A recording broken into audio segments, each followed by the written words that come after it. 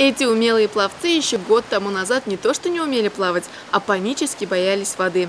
Лишь с сентября они начали заниматься у известного тренера, олимпийского чемпиона по плаванию Вениамина Таяновича. Теперь любители водной стихии не просто способны проплыть большое расстояние, но и исполнить это разной техникой. На такое способен каждый, вне зависимости от возраста, считает Вениамин Игоревич. Плавание – это вид спорта, который заставляет работать все мышцы организма. Во-первых, регулярное плавание – тренировка для сердечно-сосудистой системы. Во-вторых, плавание развивает мышечную силу и повышает гибкость человеческого тела. Это один из самых безопасных видов физических упражнений, которые доступны человеку. Кроме этого, плавание оптимально участвует в процессе снижения веса. И, конечно же, вода снижает стрессовые состояния.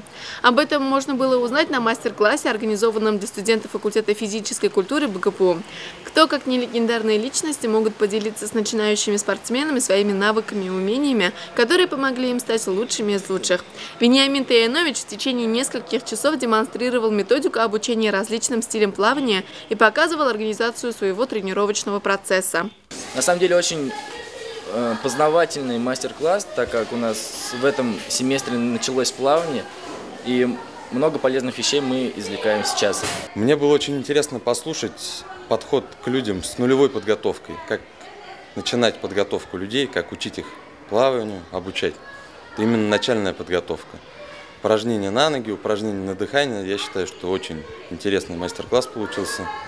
Я очень доволен. Настоящему пловцу недостаточно лишь хорошо плавать самому. Важно уметь помочь терпящему бедствие. Этому должны учить всех детей, которые приходят в бассейн. Часто бывает так, что трагедии можно было бы избежать, пользуясь простыми правилами оказания помощи. Я вам скажу, что если у нас в России на 100 тысяч населения тонет 15 человек в среднем в год, в Германии на 200 тысяч населения тонет 1 человек в год. В Италии, в Испании 3 человека.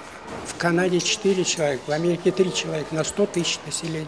Это говорит о том, что они уже с детства учат плавать и учат спасать. Лето – жаркая пора для студентов физической культуры. Когда все отдыхают на пляже, для них наступает пик трудовой деятельности. К сожалению, спасатель – очень востребованная профессия. В прошлом году у нас группа ребят выезжала в Орленок, на Черноморское побережье Кавказа, наш, будем говорить, всероссийский детский лагерь. Они отработали там 3 смены, остались довольны, и те, кто нас принимал, то есть они занимались обучением детей плаванию и, естественно, отслеживали безопасность проведения занятий на воде.